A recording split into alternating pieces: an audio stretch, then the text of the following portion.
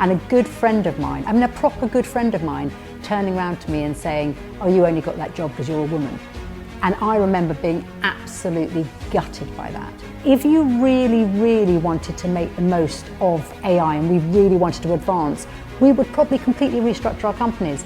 If they're trying to still do stuff without some AI embedded in some way or other, you know, I really think that they are going to be left behind. There's no two ways about it if they haven't already been left behind. I still think we are just scraping the surface of what we will do with AI. I think it will transform the world in ways we haven't even thought of. Whenever I've spoken to people at IBM, they've always spoke incredibly highly of you. And any time I've mentioned your name, everyone's like, oh, what an amazing leader. It's really interesting you should say that, because one of the things that I really noticed about leadership at IBM is that as I went through my career and I became a leader, diversity became a much bigger thing. So there were many more female leaders. So when I sort of first started, I remember getting my first leadership position, and a good friend of mine, I mean a proper good friend of mine, turning around to me and saying, oh, you only got that job because you're a woman. And I remember being absolutely gutted by that, because that's what he thought and that's what a lot of people thought. And actually, I found the same thing with ethnic diversity. People start to make comments like that. So somebody of a minority ethnic background gets a role and people start to make those comments. And it's actually incredibly damaging when that happens. But one of the things that I've really noticed is that as it became more diverse, I would sit in a leadership meeting and I would see the women and men around the table. And one thing I noticed was that the men were all very different from each other. So you'd have some sort of more gentle men and some more aggressive men, and just a whole variety, and some very intellectual men. But then when you got the women, they were all of a particular type. And I myself included, and they were all what I would call assertive, strong women that stereotypically showed more of the male characteristics. Mm-hmm. And those were the women that were deemed kind of acceptable, and because other women were seen as weak, whereas a man that was less aggressive was never ever called weak. I remember being asked by one of the first managers I had when I became a leader, and he said to me, do you think you're tough enough? I don't think a man's ever been asked that. And one thing I am, so I absolutely am tough, and I've never had a problem with giving people critical feedback. It's a real strength of mine. Never had a problem with it. I've always been absolutely able to do that. But I've been tough but fair. So I've always been tough, but to have that asked of you, and that's the kind of thing you get all the time, or you did. I don't know if you do now so much, because in the leadership positions I've had more recently, it's just hasn't even been a thing. Yeah. So obviously you've just retired. So the world of work that you've now left, having had all this experience, what do you see like in that world of work now as a woman in business in a leadership position? Do you feel that there are lots more influences for the positive? Well, I changed companies right at the end of my career. So the last 2 years of my company were with Fujitsu. Last 2 years of my career were with Fujitsu. And the reason I went to Fujitsu was that I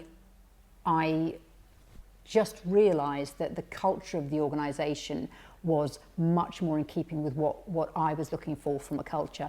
But within that organization, and that's the only one I can really speak of because that's the most recent one I was at, absolutely, there was so much focus on diversity, both every type of diversity, whether it was gender or ethnicity or whatever, every possible type of diversity they were focusing on in one way or another to make sure that it was recognised and that people were all made to feel comfortable.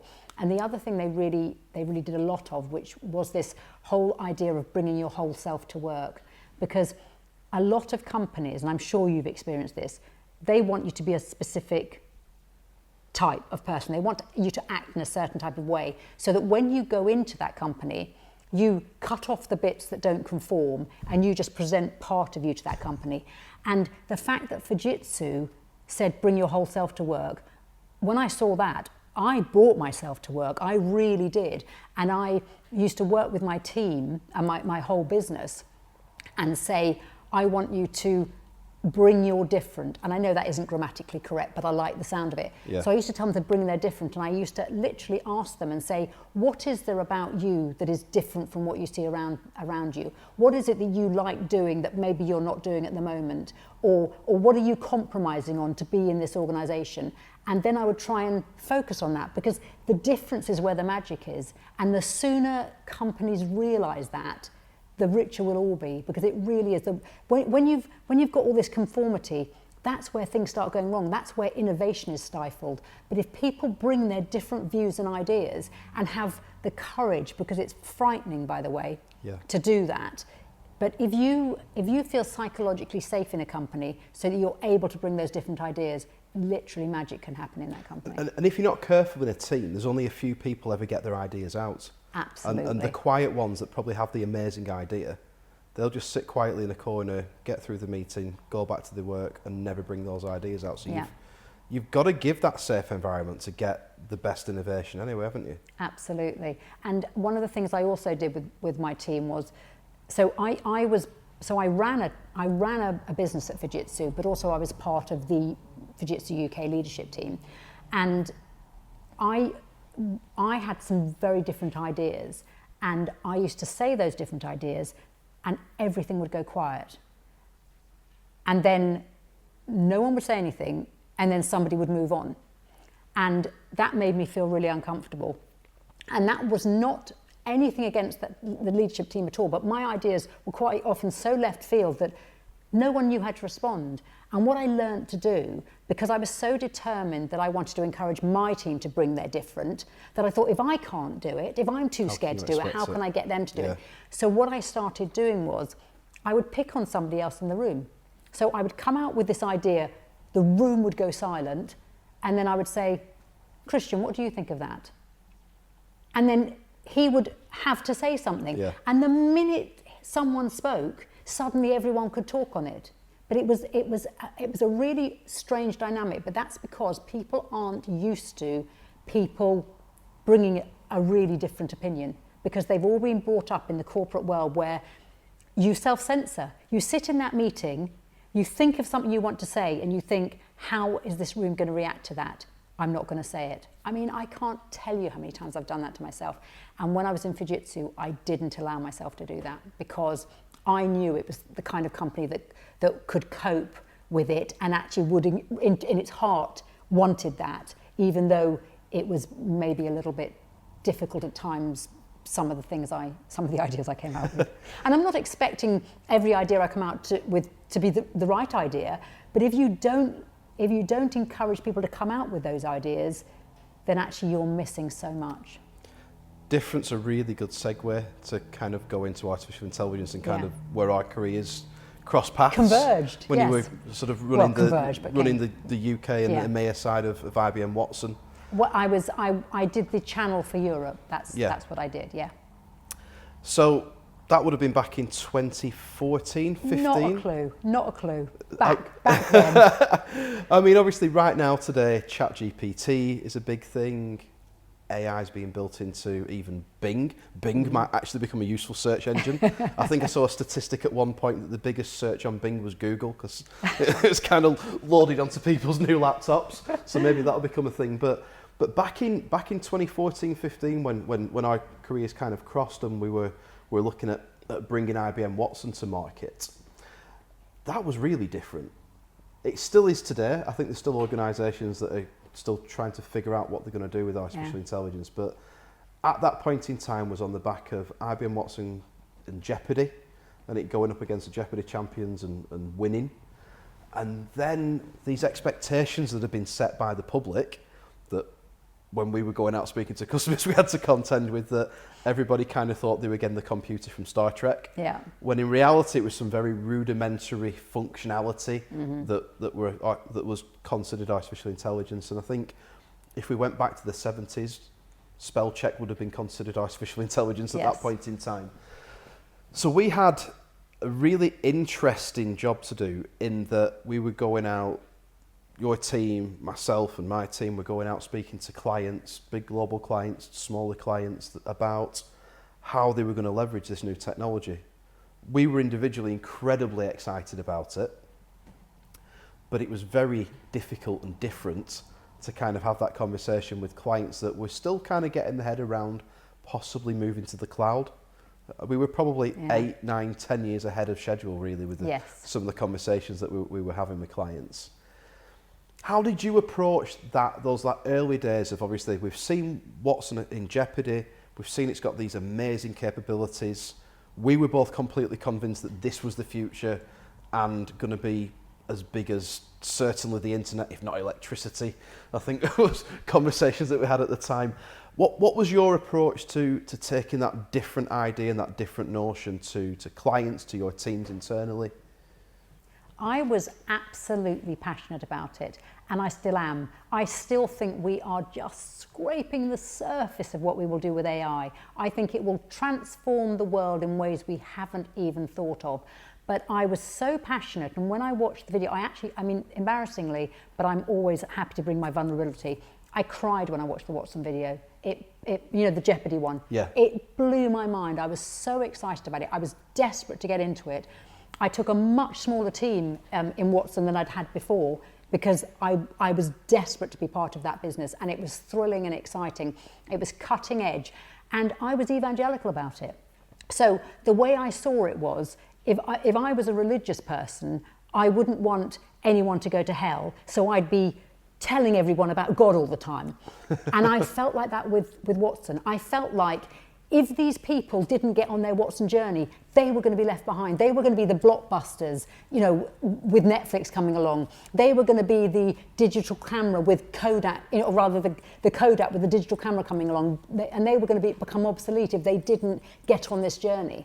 And actually, to be quite honest, people absolutely, if they're trying to still do stuff without some AI embedded in some way or other, I really think that they are going to be left behind. There's no two ways about it if they haven't already been left behind. So that was what I brought to it. I brought this literally evangelical fervor because I was passionate about my customers, and I was passionate about my customers existing in 5 years' time. And I truly believed if they didn't get started, they would be left behind.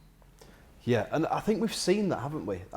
I mean, there was one example of a very well-known business that went bust, and I went to see their CIO, so this would have been back in about 2016, doing the same thing that you were doing, like being evangelical about IBM Watson. It was like, look, you really need to do something with this. But the conversations I was having, the conversation was very much about, well, we're bricks and mortar business. We don't even really want to do the internet. Never mind look at all this data and what customers are saying and natural language processing and reading what people are saying on Twitter.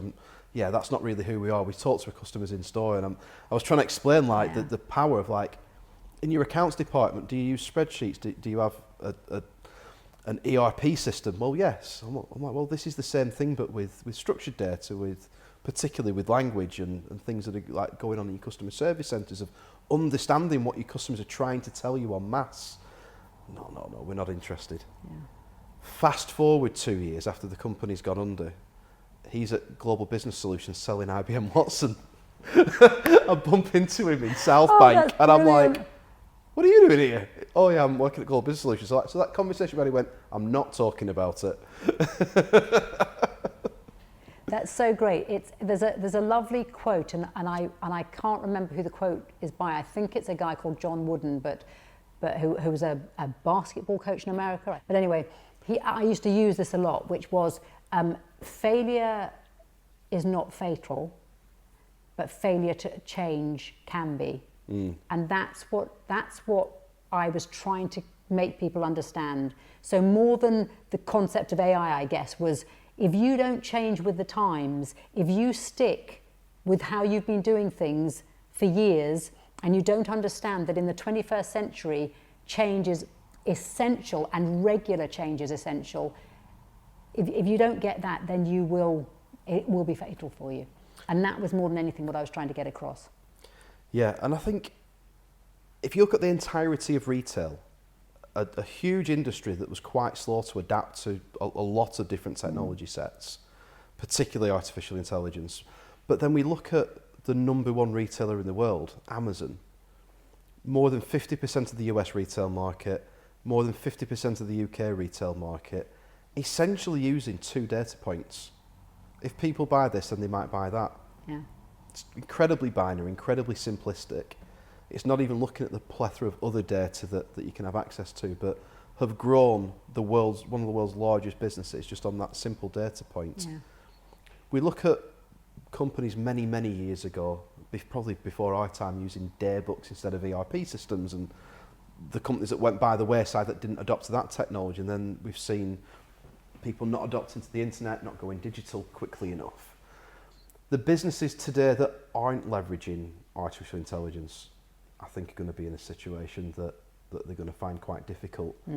But I think the way artificial intelligence works, I think it's going to expand itself further than that, perhaps into the individual worker in a business. So the people that aren't leveraging it in their own individual roles to enhance what they're doing could find themselves kind of left behind in the workplace as well. And obviously we've talked about yourself as a leader and people that you've worked for. If you were kind of still in organisations now with what we've seen and these new developments with things like ChatGPT and a plethora of other AI systems that you can kind of have off the shelf that don't really cost a great deal, what do you think you'd be expecting from your teams individually, and what do you think you'd be expecting from the business at an organisation level to start to adopt and kind of use these technologies in a way that doesn't replace jobs but enhances what people do and makes people more efficient?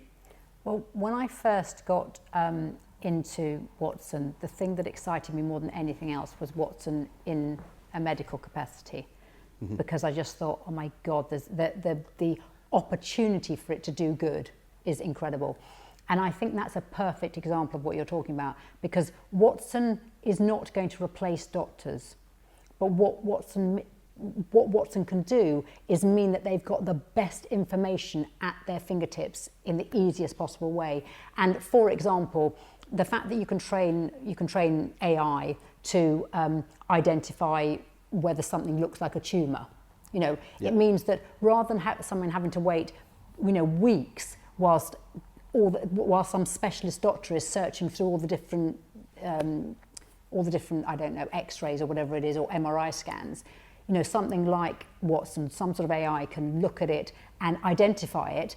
Then it doesn't mean that they're going to say that they're going to replace the doctor, because the doctor is always going to look at it, but it means the doctor's only going to look at the stuff that's concerning, rather than having to go through everything. So it takes away so much of the grunt work and means that the worker can just focus on where they can really add the value, and it means that they can be so much more productive, and that has to be beneficial to everybody. Yeah. So I just see it as a tool for making us more productive, I guess. I mean, I'm sure you remember the work I was doing with Lee's Teaching Hospital. Yes, absolutely. And the accuracy rates, we were all incredibly surprised. The POC that we ran there, looking at just a couple of small areas of oncology, we were expecting to maybe get 80% accuracy, but we were getting very, very close to 100% accuracy. Yeah. And we were looking at radiology reports, pathology reports, and patient records, all anonymised, all essentially fake data to prove that the system could do it, but based on real symptoms that patients would have had. And we were able to get the accuracy at a level that was higher than the consultants, but still keep the consultants in the loop. But then we ran into the big issue that we weren't able to access the patient record as a private business because of something that had happened at another hospital with another technology company maybe a couple of months before. So we proved that this system can look at radiology reports, pathology reports, the patient record, give a consultant the accurate information to make the decision, and the consultant's still in the loop. But we hit a point where we just had a standoff, didn't we, with legislation, with the cost of being able to implement something that the NHS ran themselves, the fact they couldn't allow us to run the system and give access to it, and still it's the same situation. So do you think the speed of political will keep up with the technical capabilities at any point? No, I think it never has. And I think it's such a shame, because, as I said before, it's got such a power to do so much good. And you think what the problems are we're having with the NHS at the moment. Imagine if a huge amount of that grunt work could be taken away from doctors so that they are just focusing on what they really need to focus on. I mean, how absolutely amazing would that be? But there are so many legal ramifications if anything goes wrong, which is why, I mean, there are ways around it, because actually, if all they're doing, if the AI assistant is just advising and the doctor is making the final decision, then it shouldn't matter. Because the other thing is that no doctor can possibly know every single different treatment option for a particular disease. They just can't know it. They can't know. There's the number of studies every day into some different medical issue is absolutely staggering. Yet an AI system can cope with that. An AI system will eat that for dinner and can come out and say to you, have you thought about this option? And the doctor will never even have seen it. And I mean, it's a no-brainer, but people have got to have the courage to go for it. And also there's a lot of stigma still around AI, because people think, oh, you know, what's going to happen? Are we going to end up having AI turning on us and all this kind of stuff? We're so far away from that. And if we get, talking about legislation, if we can get legislation in place to make sure we don't go down that route and all we have is benign assistance, then, you know, it can still dramatically change the world for the better, but we don't get the negative downside. I think the conversations that we had back at that point in time was, there's two really strong use cases here. Chatbots, essentially, and expert assistants. Yeah. And essentially just to do the grunt work of like that massive amount of data, making sense of it and presenting essentially a decision tree back to the banking analyst, the doctor, whoever it is, the retail merchandiser, whoever is involved in that decision, but ultimately gathering all that data, making sense of it. Because ultimately, if we've got people who are experts, why do we pay them to be experts? To make the decisions. Absolutely. So do we really want those people spending all the time going through all the data, collating data sets when the systems can do it? And I think this is a really key thing of kind of the understanding of what artificial intelligence is and what it isn't. And I think when you look at it as a set of skills, even down to the latest developments with things like ChatGPT and the giant language models that ultimately are just chatbots and trained to kind of give responses, they're not thinking, feeling, emotional entities, certainly not at this point. But when we look at the real use cases that are used in business or other organisations like health authorities, what it's capable of doing ultimately is reading at a much quicker pace than people are able to. And not just read the information, but understand it, understand the context, and then give probability ultimately. And I think that was the real key thing, that people were worried that these artificial intelligence systems would replace people. To a degree, perhaps it would replace people doing essentially lots of legwork and crunching data.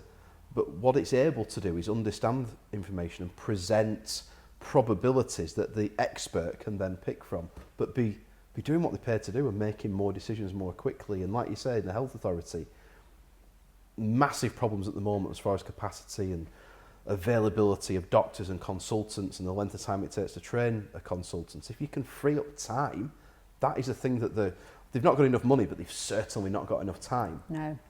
And research, I mean, that's a huge part. So there was a particular study where there was a protein that was associated with a particular type of cancer, and they were trying to find all the different types of protein that could be linked with it. And I think they'd spent something like 10 years finding 6 proteins. And they thought, well, let's see if we can put AI onto this and do the same research that we've done for 10 years and see whether it can find these proteins. And I think that the AI did it in 30 minutes and found another 4. I mean, you know, my figures might be slightly wrong here because this is a few years old, but it was astounding. It was literally from years of research to minutes of research. And so if you focus the AI in the right area, and that's not doing anything dangerous or scary, that's just looking at all the information and getting massively important insights from it, which are going to benefit people. Yeah, I mean, it's surprising that things haven't moved more quickly when you think the conversations, the meetings that we'd been to back 8-9 years ago. What do you think's holding things back? I know there's been a lot of advancements recently, but it always seems to me that the advancements that we make only happen if you can click something, get an advertising fee. And the really important things that we looked at the time, particularly around the healthcare side of things, why do you think we're still moving so slowly? Because I think this comes back to your retail companies. I think that companies, you have to have courage to make radical change. So if you think about organisations you've worked in, and definitely organisations I've worked in, even small changes have absolutely, had such an impact on so many people, and there's been such negative pushback. So if you really, really wanted to make the most of AI and we really wanted to advance, we would probably completely restructure our companies. And in fact, we were having a conversation offline about incentive schemes and how we've known for years, there's all the evidence out there that individual incentives are actually detrimental to a company rather than being positive.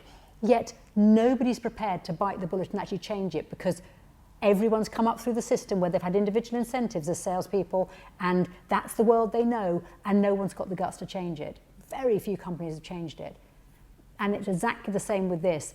It's the change. You've got to have courage to do change, and very few people are courageous enough to make that kind of root and branch change that would really make a fundamental difference to where AI was going in the world. I think it kind of goes back again to culture though, doesn't it? Because I think there's a fear of failure in every organisation, isn't there?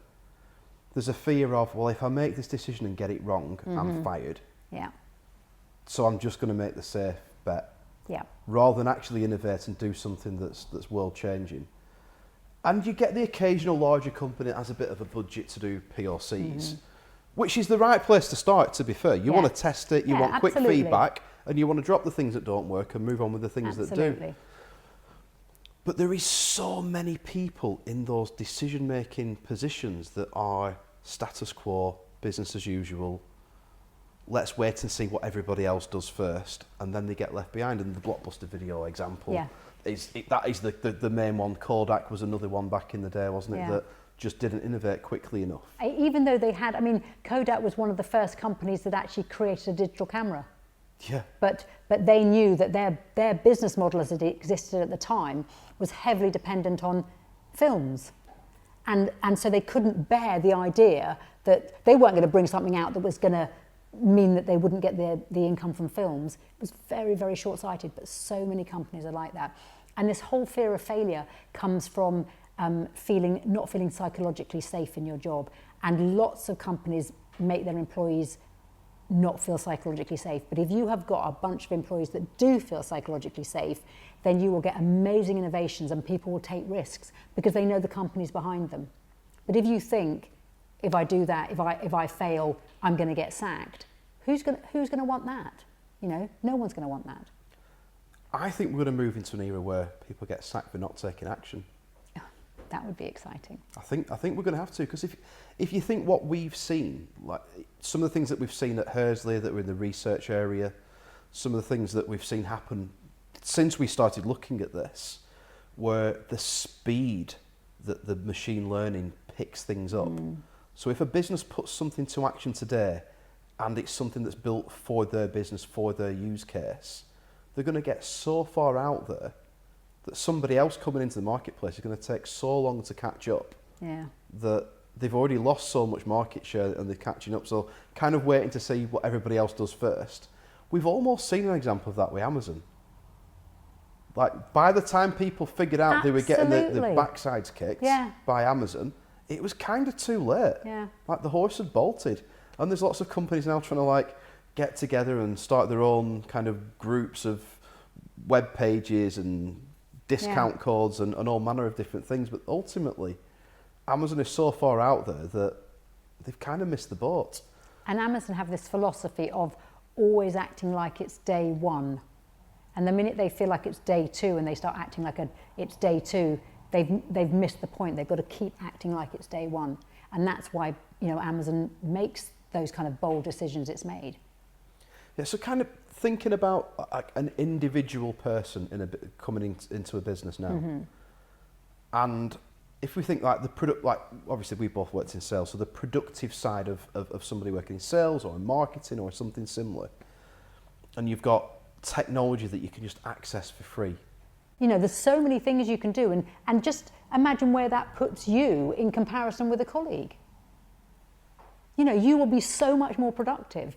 And so if you don't take advantage of that, you absolutely will be leaving those other people behind.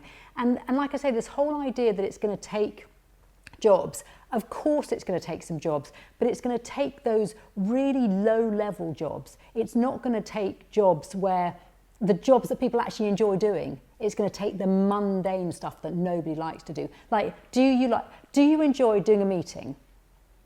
I enjoy being in a meeting. Yes, But I don't enjoy writing the notes. I was just going to afterwards. say, you enjoy being in a meeting, but I was going to use some bad language there, but that aggro afterwards, having to write up all the notes, you don't enjoy. Well, all you're doing is just making your job better. That's all AI is doing, is making your job better. And you know what it's like? You have a day where you've got 4 meetings back to back, and you mix up what was said in each meeting. Oh. How many? You don't write your notes up. I mean, you know, I've got pads and pads where I've written notes in meetings, and you know, I go back to them afterwards and think, what on earth did I write here? But as you say, if I had the transcript on and it had written up those notes beautifully for me, oh, how fantastic is that? Absolutely brilliant. it just makes things so much easier. Yeah. And I think that, again, back to the sort of like, will jobs get replaced? And I think you're right, it is a lot of the mundane jobs. But also, I mean, I said something quite controversial at an event a couple of months ago about this exact topic, that the jobs that it'll get rid of need getting rid of. Yes. In reality. Because let's be honest, it will be things like people working in a call centre. Now, I went to school with about 1,000 people. I probably knew 200 or 300 of them through my school career. I don't remember anyone saying, when I grew up, I want to work in a call centre for X insurance company. Absolutely. Nobody wants to do that. They're the kinds of jobs that are very easy to replace.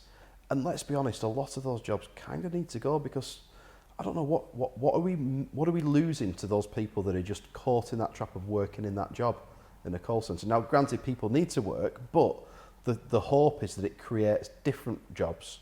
And it will absolutely. It has to create. No new invention has happened. Doesn't matter what it is. No new invention has happened without it creating its own jobs. The interesting thing is some of the creative things. Now, I think if we think back to like 2015, 16, we were like, it's process jobs, it's not going to be the creative arts, but actually copywriting, songwriting, there are many things that it can kind of do when we look at what sort of like the capabilities of things around ChatGPT. In reality, it needs input. So it's not just going to decide it's going to write a song or a book. You've got to prompt it, you've got to put the input in. And this was put beautifully to me by a friend of mine who's a copywriter, who said, we're going to move from being creators to curators by kind of giving it the input. So you kind of know what book you want to write, you kind of know what the overall sort of story is, but you can kind of put the inputs in and change things and give it different ideas. So you can end up doing that particular task, but you can do it much more quickly. See, I don't even think it'll do that. I don't think we'll be, because if you take music and take books, you know, how would anyone have started rap?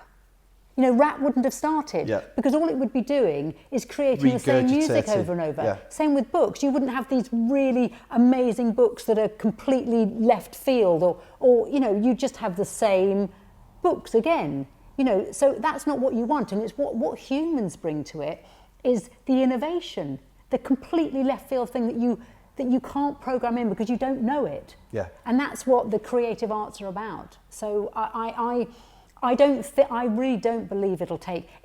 It can plagiarize and it can copy, but it can't create something that's truly unique and new, because it's only got what it's learned from what exists already. So, yeah, so I think that's kind of that spark of inspiration, isn't it? Absolutely, it's the magic missing. spark. It's our soul. It can't bring our soul to it because it hasn't got a soul. If you were advising a young person, maybe somebody who's kind of still coming through school, and like maybe they're picking their options of which subjects they're going to do for GCSEs and that kind of thing. Would you advise them to go down the route of doing things like very technical things, so doctors, lawyers, or would you think actually maybe the future looks a little bit more where the creative arts are going to be more important, or are most of those jobs still relevant and it's just those jobs that people actually hate doing where it's like rinse and repeat? Do you think there are areas that are really going to stand out that somebody kind of coming through, whereas like back in the day when I said to my parents I'd like to do art and I'd like to do music, and I was told that I'd end up drawing chalk drawings on Blackburn Market if I did art, and if I did music I'd just be a penniless musician for the rest of my life and I had to do IT. Do you think that we're opening up to like, actually you can look at doing absolutely anything that you want to do, and artificial intelligence is going to be there, it's going to be built into pretty much everything we do? It kind of already is. We've got Alexas in the home, suggestions of what we want to buy next on Amazon, what we want to watch next on Netflix. Like it's there already. But do you think it actually frees us up more, especially young people coming through now? Do you think it frees up more to do whatever it is they want to do?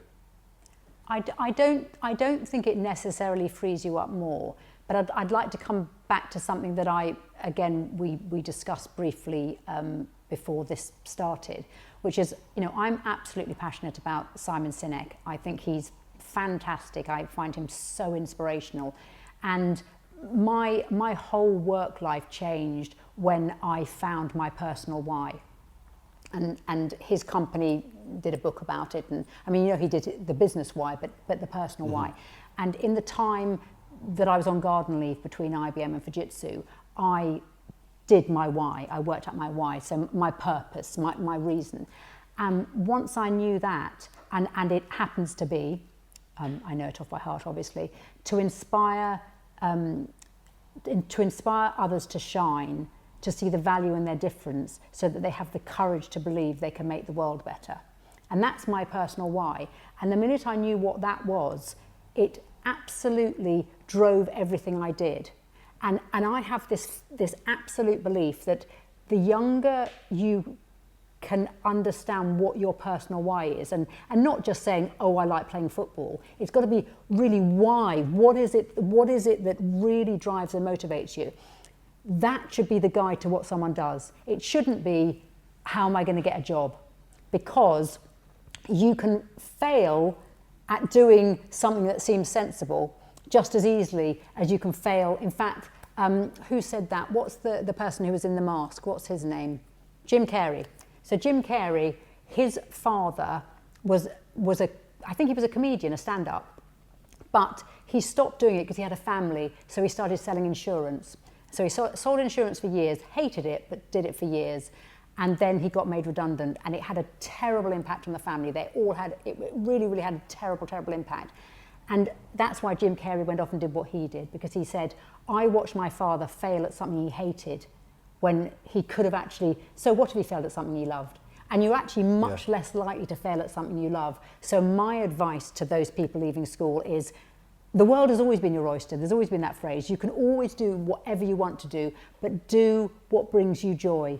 Do what is your purpose, as opposed to do what you think might make you money. Because let me tell you, if you chase the money, you could end up being very bad at it and failing. Whereas if you chase what you are really good at and what you're passionate at, you're much more likely to be really fantastic at it. So that's the advice I'd give them, which kind of isn't really linked to AI, but I don't really think AI has changed things. I think you've always been able to go off and do whatever you want to do, but sometimes people choose to do things for the wrong reason, and that tends to drive the wrong results. I think it probably does link back to AI, because we've had this education system for such a long time that is very prescriptive. Yep. And I've got a couple of friends that are teaching, and they're kind of panicking about, like, kids are bringing assignments in. We don't know if they've used ChatGPT. I'm kind of getting to the point of, like, I'm not sure if there's even any point setting homework. I saw a video the other day on Instagram of a little girl sat in her bedroom doing her homework, and she's got Alexa set to whisper. She's like, Alexa, what's 36 times 42? So the kids are finding ways around, but let's be honest, these tools now exist.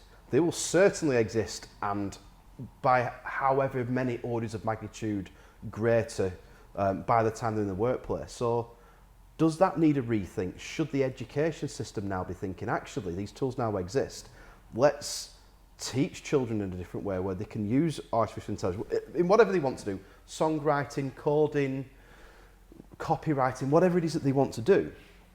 Is it worth integrating these tool sets? I mean, I've seen my niece's school where they've started using Minecraft within lessons, kind of problem-solving skills. We talked earlier on about shoot-em-ups being a really great way to improve memory. Yes. And response time. So there's lots of new technologies and new ways and things that people are going to use. And I remember being told as a youngster, "Oh, you stop playing computer games. You're wasting your time." In reality, I've worked with lots of people that are big time into gaming. They're the most cooperative people I've ever worked with. The ones that go home and spend 6 hours doing a mission on Halo or one of the other sort of like Xbox games, you get them in a team. They're cooperative, they're collaborative. It creates great skill sets. So should we not be discouraging certain subjects and skill and pastimes and kind of integrating them into the education system, and how children learn and play kind of coming together as kind of developing people? Absolutely. And I mean, I really think, so even down to simple things like, and I don't know if they are taught it now, but I know they were if you did IT, but if you didn't do IT, I don't know whether people are taught to use spreadsheets, but they absolutely should be. Because when you go into work, I mean, hopefully with AI and stuff, spreadsheets won't be so important, but they've been a huge part of my career. And I would have loved it if I'd been able to do more than just the very basic stuff. But because I was never taught any of that at school or anywhere, and it's just like, you know, using IT in general. When I was at school, you never had a computer at school. But now people take their laptops in and they do their work on their laptops, and when they make a mistake they can just delete it or whatever. So schools have always done that. They've always taken on technology. They might take a while to do it, but I 100% think that if we want to make our children fit for the world, then we should be absolutely incorporating this.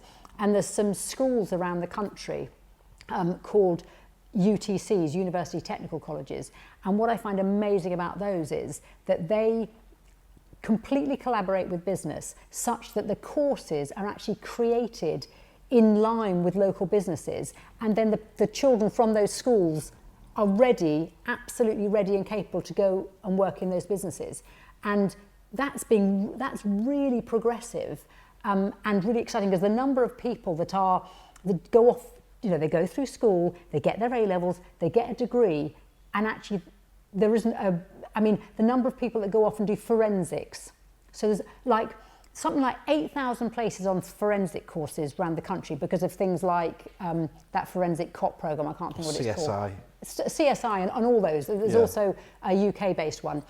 And massive people go off and do them, and I think there's like 20 jobs available each year. So all those people have been trained, but with these UTCs, it means that they don't even have to go to university if they don't want to. Not everyone wants to go to university, but they are really well trained and prepared straight away to go into the place of work, because we've been collaborating, or those schools have been collaborating directly with industry. And in the same way with AI, if they actually make use of AI so that these people can come out and be able to utilise them in their jobs, just like you're talking about. I mean, the things that's such a very basic, simple thing with a transcript, but I've never done that. You know, I wonder how many people are just not even thinking of doing that. And they absolutely ought to. We ought to be looking for all these ways to just augment. That's the word, augment what we do, so that we can be just more effective and efficient, and make jobs more fun, because you can do the fun stuff and do less of the drudge. Yeah, I think augment is the word that we always use. I think Microsoft have recently coined the term co-pilot, and I think IBM and some other companies have done the same. I think that's kind of where they're going with it. As I said, I'm a bit out of the loop now. But I think that's absolutely right. I think we're probably moving into a future now where it is going to be the combination of us and essentially AI systems in every part of our life. It already is. I mean, how many times do people ask Siri or Alexa any kind of random question? Which also kind of makes me worry about a lot of the courses that are taught at universities. If you're going to be a doctor, you obviously need that background information. So those traditional courses, so being a doctor, a lawyer, but there's lots of kind of knowledge-based courses that knowledge is going to be there and easily at hand. It has been for years on your phone. You could Google anything, but the results that you get are kind of skew with based on who's paying the best SEO and etc. But the way that these new sort of chatbot systems work, you can find out pretty much anything. So should we be thinking about more, like you say, just teaching those soft skills? So we've talked about organisations and the way that like aggressive culture is always part of business, and things are kind of moving into different directions. And Simon Sinek that we talked about again offline, but Simon very much talks about how the military are rewarded in a certain way based on being part of a team, compared to corporate culture being rewarded to kind of do your own thing. But are we kind of moving into an area where we should be teaching people the soft skills, dealing with people, encouraging people, motivating people, working a team, collaborating, because the knowledge side of things will just be there to be accessed. And it's that spark, that creative thinking and those soft skills that we probably need more of. We definitely need more of those soft skills, and I think that needs to be taught right the way through school. But when you get to university, I think I'm trying to think, because I did politics, and so in that, whilst you needed a load of facts about things, you just needed the facts to support you coming up with a position, a point of view. So it's always about critical thinking as opposed to just knowing the facts. The facts are just there to support your critical thinking. Just like, like in any situation, like if you're having an argument with somebody, you'll be having an argument, but you need, well, we used to need facts to support our argument. It's not worked since Brexit, that, has it? but you need to have facts to support it. And so I think they're two slightly different things we're talking about here. I think that the soft skills are absolutely critically important, and I think it would be really important to really bring those into school. But I think they are anyway. And I also think that there's a big move towards sort of doing things for the rest of society, and the more we can utilise AI to help us do things like that, the better the world will be. And I think social responsibility is coming much more into the fore, thank goodness. So the future's bright. Yeah, the future is bright. You almost made me say something then. But the future is bright. That's probably a really good place to leave it. Rebecca, it's been really good seeing you again. It's been years. It's been great. Thank you very much. Thank you.